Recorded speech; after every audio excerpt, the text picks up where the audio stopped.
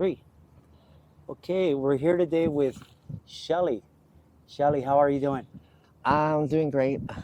Okay, how old are you? 26. 26 years old. Mhm. That's very young. You're in your 20s. What's your current situation? I'm currently right now homeless. Um, I've been homeless out here for a month and a half already. Okay. It's been hard for me to be able to go ahead and, I guess, get myself together. Um, there's a lot of, there's a lot of easily, drugs out here. Which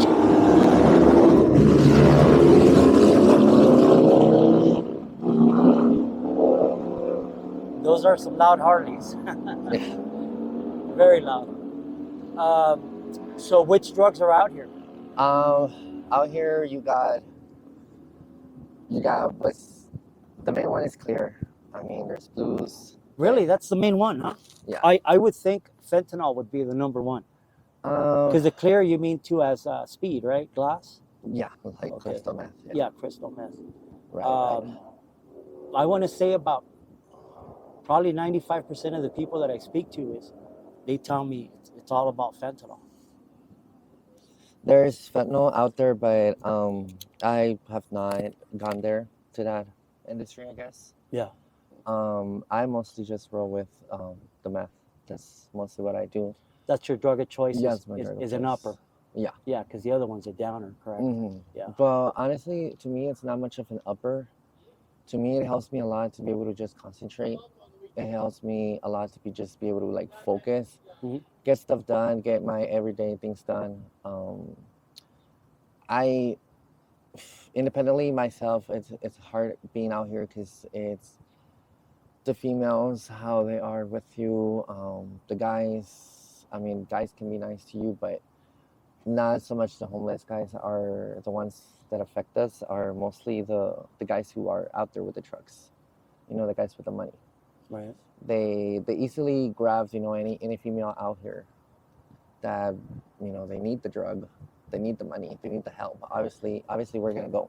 That's no doubt. Like it's an obvious point that we're gonna go. Mhm. So it's literally a trap. That's another way to put it. It's a trap.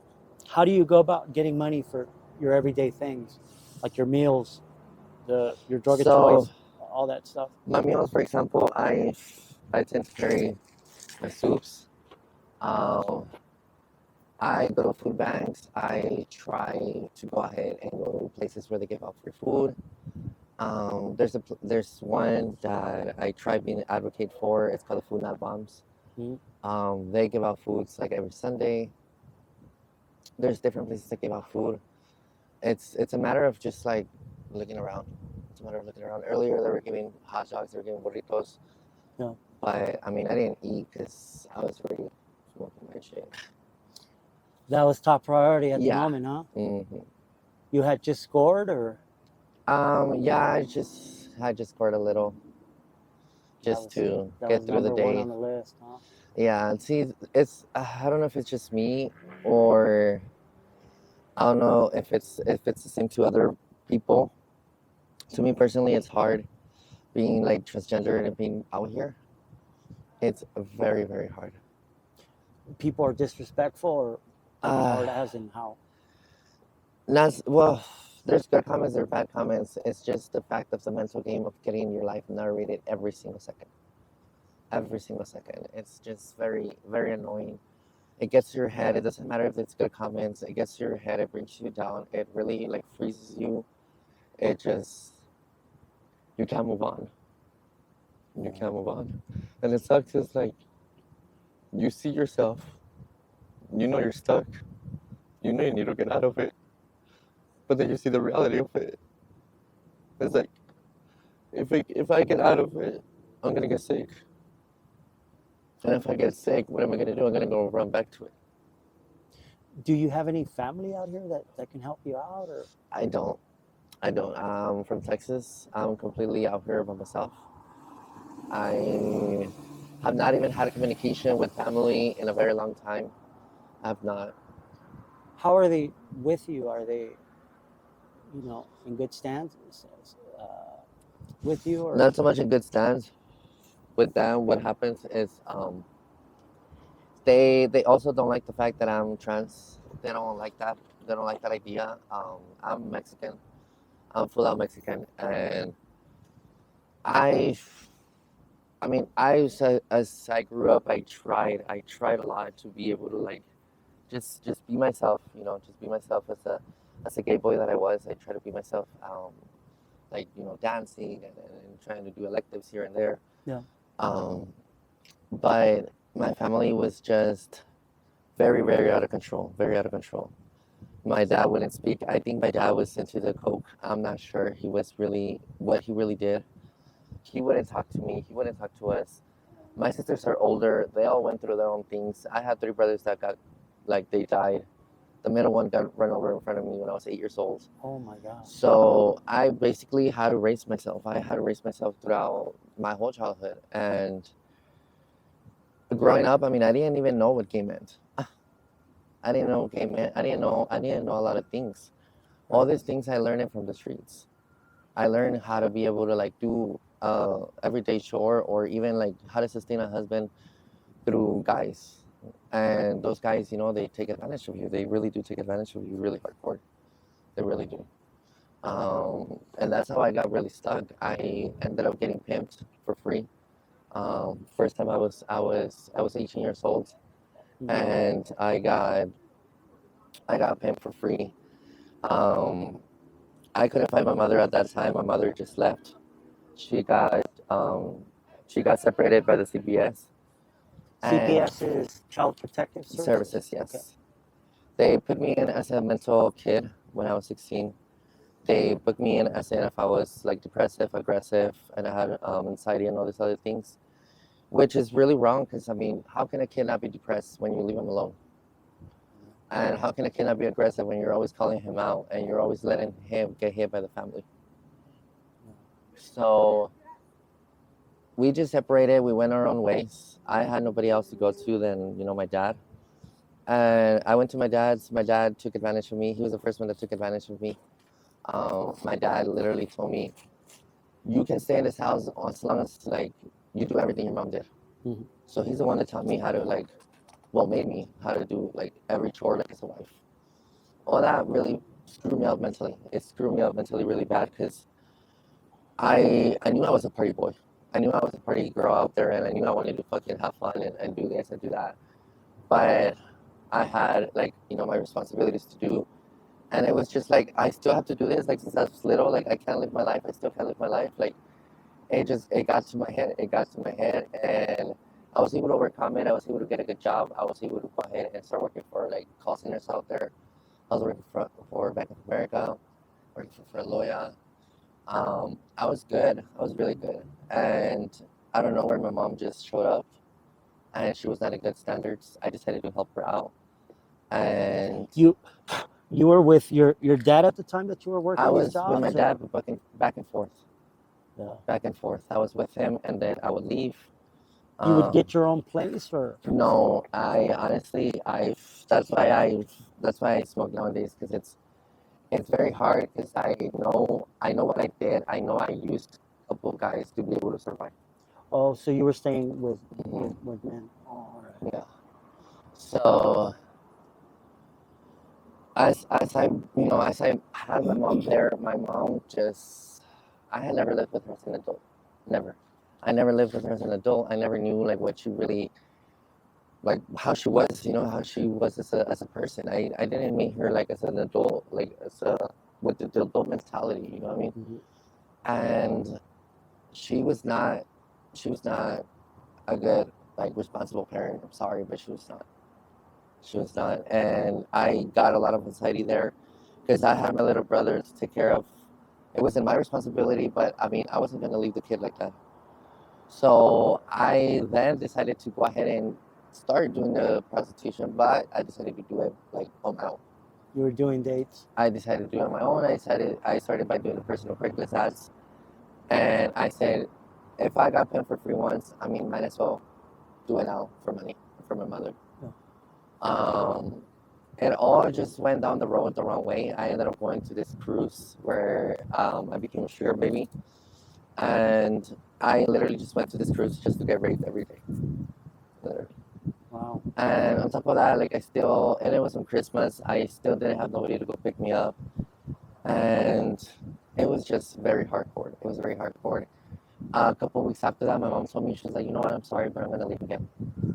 She left, and when she left, before she left, I ended up finding out some stuff.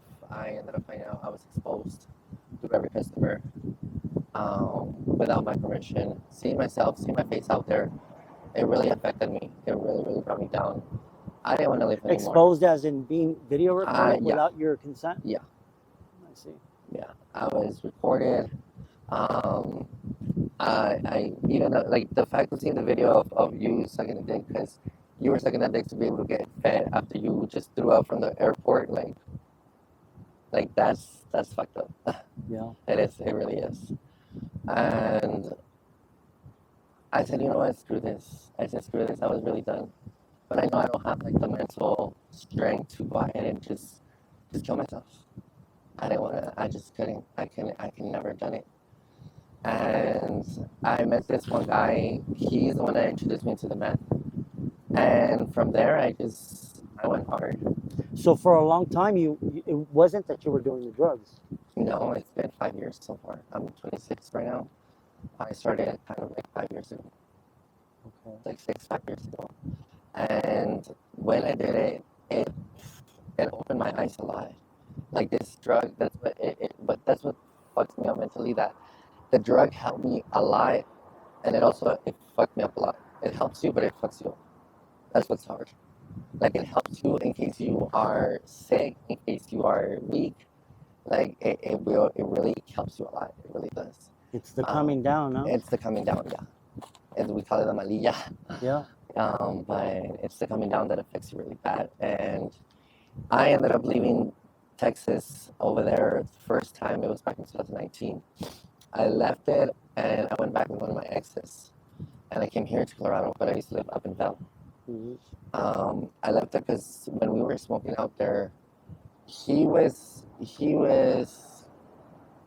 trying to really make he was really like this is what's wrong with them. They really like mentally lie to you to go ahead and get whatever they want out of it and get you drugged up as well.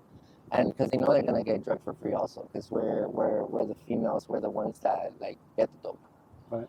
So what I did wrong then at that time before I left, I ended up like helping him. I guess I backed him up and putting away all the fucking evidence stuff that he was like doing.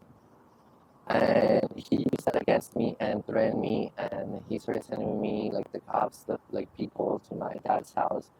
And even though my dad has done what he's done, and he really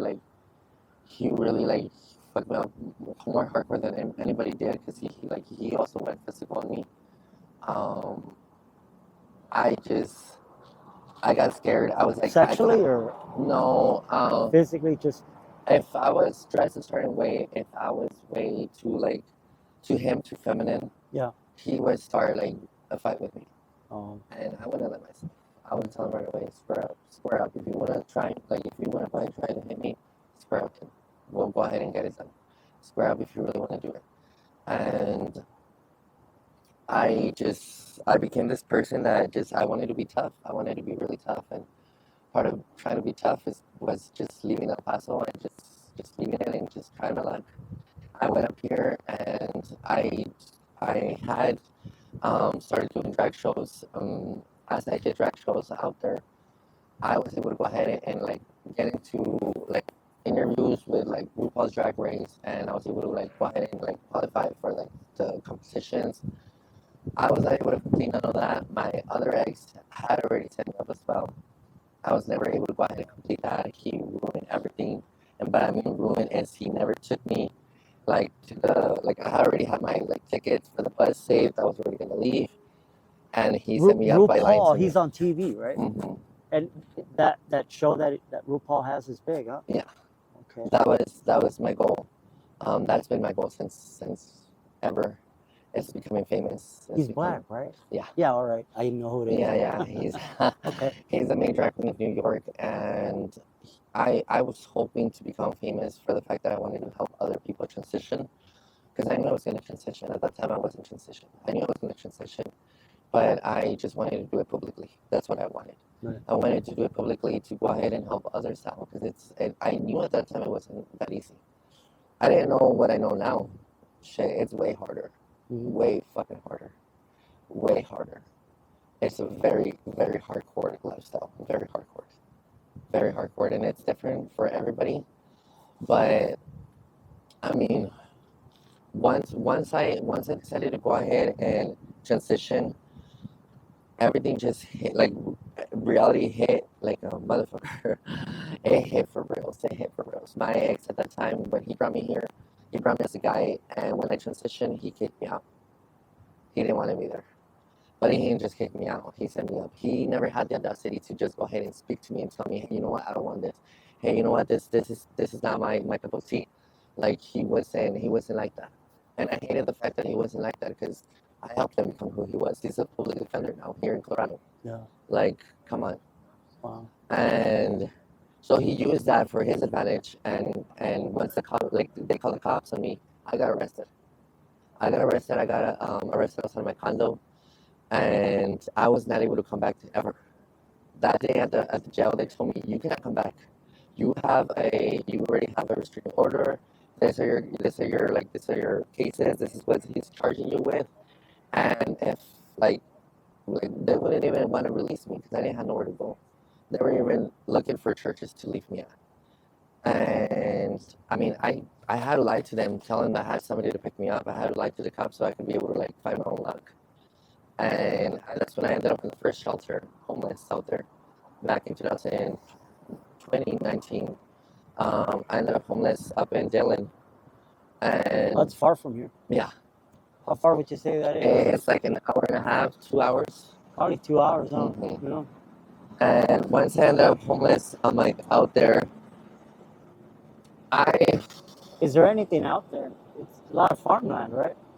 There's nothing out there really. There's A really lot of nothing. greenery. There's a lot of there's rivers. I mean, there's the mall out there, but there's really nothing out there. There really isn't. There's nothing. It's not like here, down, No. Denver. So that's why when I got here, I was not used to this whole industry, Yeah. this whole environment, this people.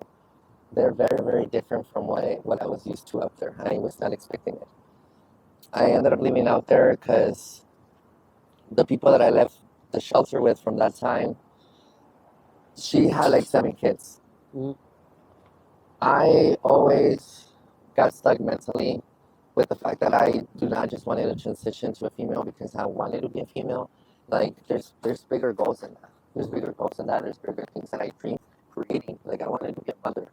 I really wanted to be a mother. And at that time, I had already made some calls. I was already trying to look to go ahead and adopt a kid because my ex had a good job. I mean, I had a good job too. He had a good job. We had a condo. I mean, it would have worked out. It would have been perfect.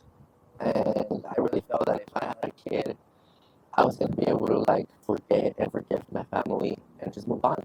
Yeah. Like I had to move on. I had to move on. I mean, I was stuck there mentally. It still affected me in the back of my head. Like, why doesn't my family invite me to a cookout? Why doesn't my family like take me over here? And then I will remember, like, you never wanted to hang out with them. But then I will remember too, like, why would you want to hang out with them? What would they say to you? How would they call you out? Like, it was too much. And so I lived with this one female that she had the kids because I was taking care of the kids for her. And obviously, she was helping me out with like somewhere to stay when she wasn't even paying for it either. We were just staying at this mobile home with her boyfriend. And I'm talking 7 kids plus 2 guys and my dog at that time. So I was even to the point that I was stealing makeup. I was already stealing dog food. And it was just making me remember like what I did in El Paso. I was like, no. I was like, I left for this reason. I left for this reason because I'm not gonna be assaulting and stealing like that. Yeah. Like I'm better than that. So they gave me an opportunity. By opportunity, I mean they asked me to cross something. They said, since you're from El Paso, you can go ahead and help us out. We have a kid that we need help to cross. And I said, well, I'll go ahead and help you guys out. I'll help you From guys Mexico or? out. From Mexico. Oh, So I ended up helping him out. I ended up going ahead and saying yes to the mission. mhm. So once I went to El Paso, I had already agreed to cross this kid, but I had never met the kid. I had never met the kid. I didn't know what the kid looked like. I didn't know, like, if I was gonna be able to cross the kid. I just went for it. I just went for it. How are you doing it with papers? Some other kids' papers? So yeah, it was someone else's papers, Yeah. and once I crossed over, first of all, I I got distracted really really bad. It was very like it was it was a big distraction for me. Like the whole living through it, the whole having to do the mission. It was too much in my head. I was not thinking straight. So I decided to go ahead and try to like focus on that one day to cross this one kid. Right. But come on, the kid I'm talking, I was trying to cross him like a 14-year-old kid. He was 12, and he looked like an 8-year-old. Oh no. Hmm He looked like an 8-year-old kid, literally.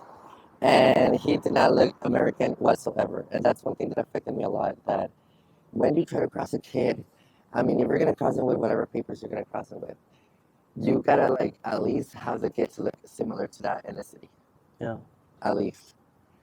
And it wasn't meant to be. God was like telling me it's not meant to be. It's not meant to be because the car I had, I crashed it. I tried to fix it. It hit it up on the bridge. I had to get out of it. I still had to wait for somebody to help me. I had one of my mom's ex-boyfriends help me out, and he lent me his truck. The truck, I mean, I got into the truck before. The truck has never seemed to be broken down. Why all of a sudden the truck just breaks down in the middle of the bridge when I'm trying to cross this channel?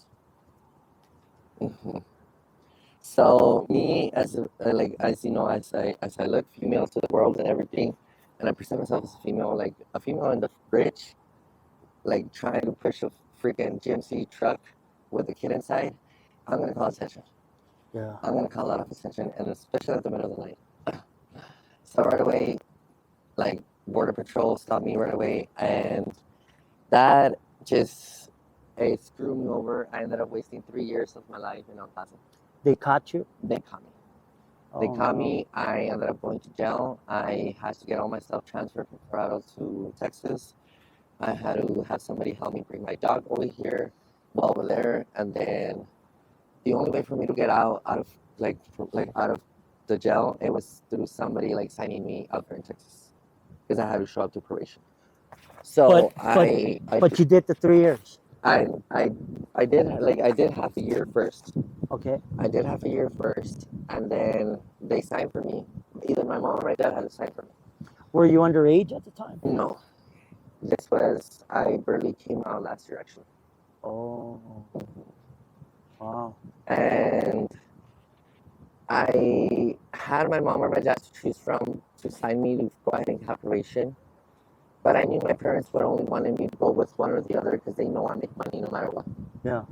They know I make money no matter what. So I decided no, my mom, because I'm already transitioned, and my dad wouldn't accept it. If he Right. hit me back then as a gay boy, now as a trans, imagine what's not going to happen. Yeah. So I went with my mom, and I thought maybe this is my key to go ahead and open up to the family again.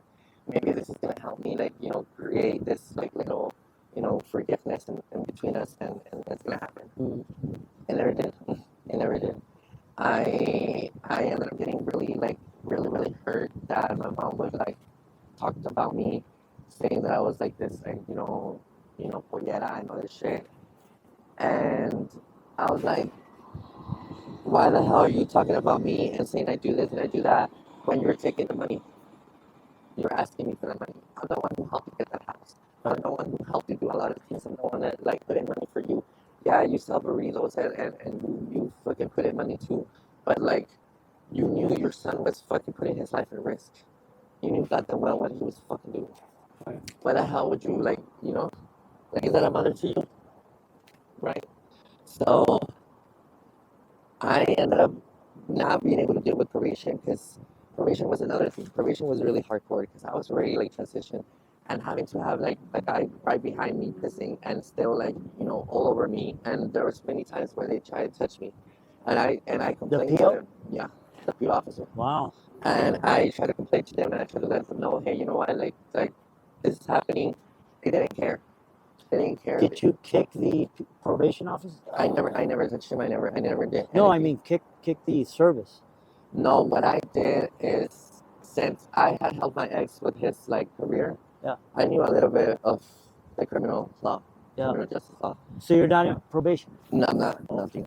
I was clear because I was smart, and I said they give you the same time frame. They give you 6 months if you break probation, if you violate probation, I should say, and they give you the same time frame as if you were to just run away. Damn. They really do. So I decided to go. I said, screw it. Might as well, if they're gonna give me the same time, might as well run from it. So I ran away from marshals on purpose. I ran away from marshals. Once they caught me, they set me up because I've been trying to be a YouTuber for years. And I've been trying to do, videos and influencer for many years, to spread out the word, spread out like everything that life has. Yeah. And they set me up by saying that they were a team of the LGBT community that wanted to collab with me with my videos. I said, perfect. I mean, I'm a trans. I mean, that's what I need. Yeah. It was all set up. They ended up just like throwing like 5 vehicles, 5 trucks, ramming into my house. And then they arrested me like at gunpoint and made this whole big ass scene. They really wanted to arrest me in public. Did it. So I ended up doing 6 months. Then that's when I came out last year in September. And then ever since I came out, I told my mom, you know what, I'm not gonna do money again. I'm not gonna work again. I'm not gonna do anything again. I was like, I'm done. I'm done putting in money because you don't appreciate it. And you wanna be calling me out. You wanna be saying this, be saying that.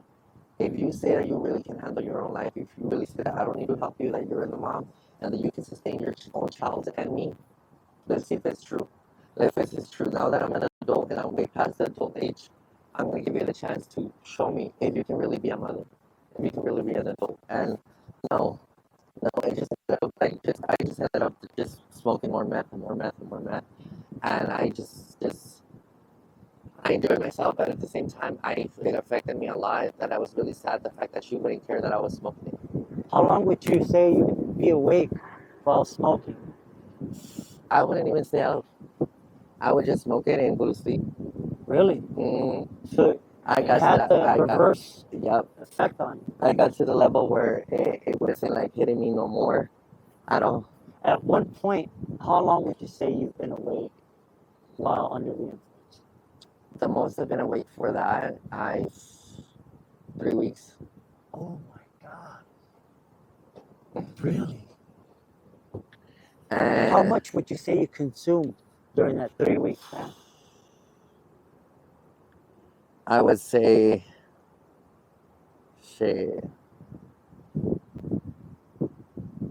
like a couple kilos. That much? Yeah.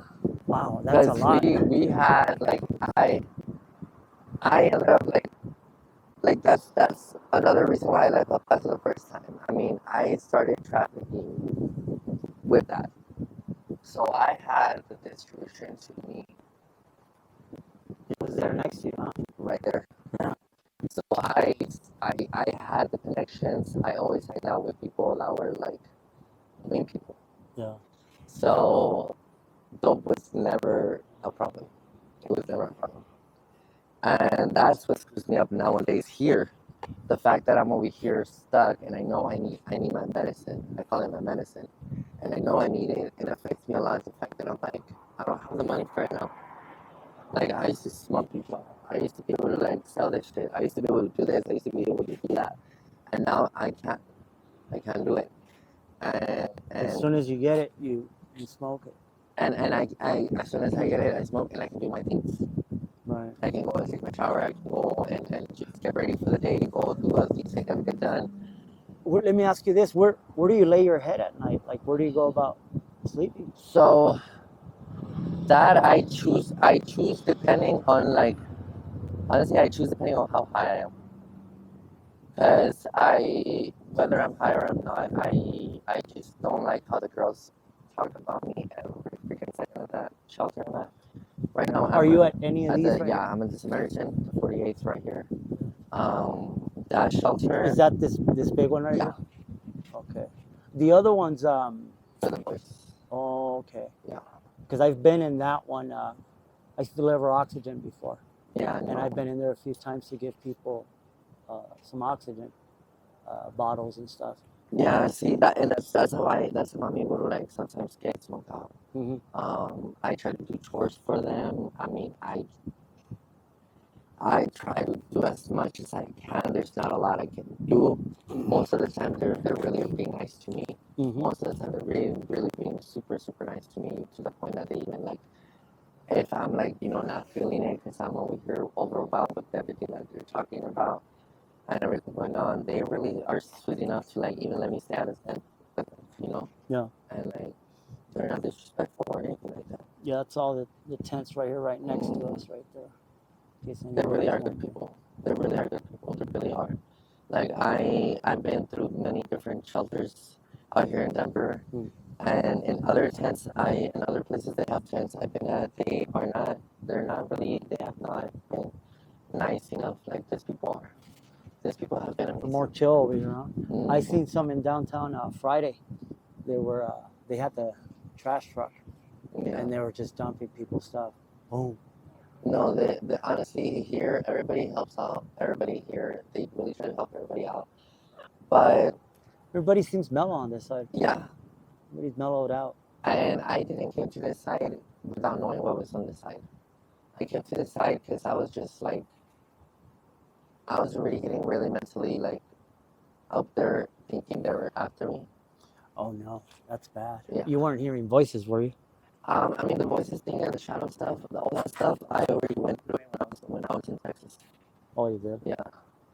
That's why I got stuck out there. Because I like that. What do the voices do? Is it people you know? Maybe somebody you did something to? It was mainly like it was. So it starts by like you start hallucinating first of all. Like that's because the lack of sleep. The lack of sleep, it makes you hallucinate, yes. But also like it gets you to go ahead and like it loses your eyesight. So you don't see clear. You see very blurry. And I know that for a fact because even though I'm blind right now, I know that for a fact because I had my contacts in, I had my glasses, and I could see. But once I started smoking, I couldn't see right. I saw very blurry. I couldn't like. You were seeing shit that wasn't there. Huh? And yeah. So I thought it was just me, but that's what got me really hooked on it is the fact that I like that stuff. I liked everything that was going on. I liked how this whole paranormal thing was like taking me out of the freaking world. I said, you know what? Like this is more entertaining than being after like people like my family, being after like doing other things that I shouldn't be doing. So that just entertained me and it helped me just move on with the day. It didn't scare you? It didn't scare me at all. You didn't pause for a second and say, "Holy shit, what's going on?" Not at all. I was really living for it. I was really living for it. I loved it. I loved the freaking everything that happened. I got to the point where they were like getting physical. They were throwing shit at me. And I mean not humans, I mean fucking demons. Yeah, the shadows, huh? Wow. And they were even burning me. They were fucking like, they were doing a lot of things. I got to the other point that it was like, I was already casting demons out of people's houses. Really? And all that energy, I was bringing it to myself. All that energy I was bringing it to myself. I was really hooked into that other dimension shit. That's why I end up being fucking schizophrenic. It doesn't scare you that, like me, I've seen people that are really young and they're talking to themselves. It doesn't scare you that might happen? I talk to myself a lot. I do. Like well, there's you telling yourself, hey, giving yourself advice. No, I have a conversation with myself. Okay. Like I make myself laugh. I'm the one. But that, I got to that level, but I know how to control it. I got to a level when I know how to control it. I know when I'm gonna hit my fucking character. I know when I'm gonna fucking have my mood swing. I know it. I know it, and I know how to like maneuver it. And like all this has helped, honestly, with smoking it, but also controlling it. Right. But it is a sad reality to see others that are not there and they're my age. That is a fucking sad reality. It really is. Like I had met another girl that was also trans in another tent from here, from the GC's life, and she couldn't even keep a conversation with you. Really? She was just singing through her trip, dancing through the trip, whatever. And I I felt bad the fact that all these men were like, but she has, she has what we want. So they would just drug her up more and just, take advantage of her. So that's sad because now I know like what they do to those people that talk to themselves. Now I realize what they do, and that's sad. It really is. And My battery's about to run out. not everybody's mental, honestly.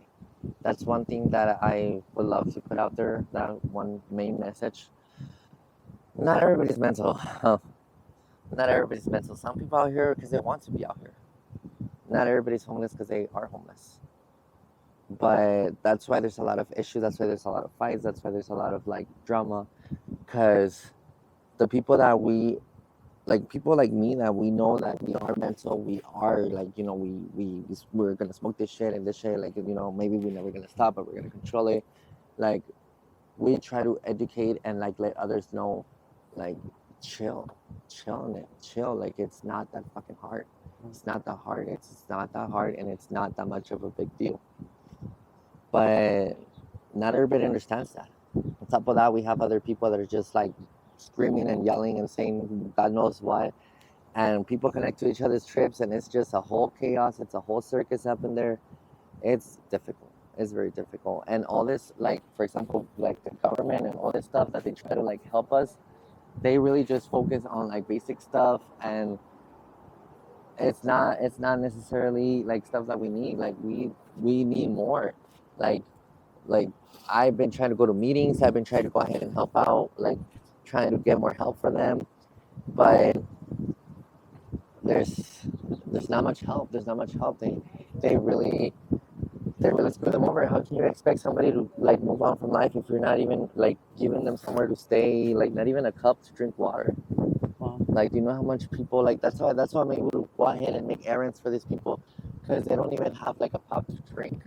They have the money, but they don't have a pop to drink, and they they're stuck. So I help them, get the soda and come back, and then I get smoked out, and then I move on with my things, and it's just, we try to help each other, but like, it's just a world that I'm like, when is it gonna stop?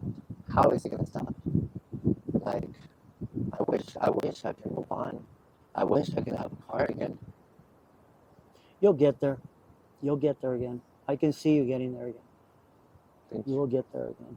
Well, I want to wrap it up. My battery's dying here. If you had 3 wishes, what would those wishes be? Um, my first wish, would be like being able to have my doggy daughter back. What There's happened one. to her? I had a sleeper last year. Oh, Yeah, I smoking. know what it's like. Yeah, smoking meth I lo- around dogs. I'm like, it really fucks you over. Yeah. And another wish I would love to have is I would love to be able to fulfill my transition.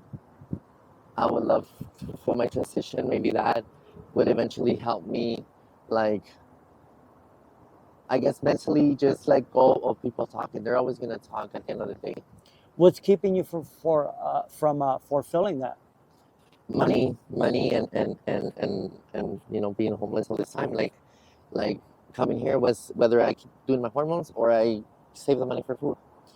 Well, the thing is that it is possible for you to do it. Yeah, It is possible. there's resources. There's resources out there, but Yeah. I'm stuck. I'm stuck. And my main wish I wish to have is be able to not just overcome all this, but like to become the influencer and the famous superstar I always dream of becoming. that would really, really help me a lot. Just being able to like fully give up everything that's going on, fully forgive and forget everything that's hurting me, everything that affects me. That would just help me move on every freaking day. You can definitely do all that. You're young. You're not 50, 60 years old and having those wishes. You're very young and you have a lot of time ahead of you to be able to fulfill those wishes. That's the thing, is you have time. Yeah, and that's the thing that I forget. I have time. I've been through so much, I forget what age I am. You have the time. That's the thing. Okay, I want to wrap it up here. I wish you nothing but the best. Thank you. Would you mind me uploading this to YouTube? No, not at all. Like, Thank not you. at all. I want to thank you for your time and for sharing your experiences. Thank you. Okay. Hopefully, I'll see you out here again. I'm sure you will. All right. Thank you so much. All right. Bye bye.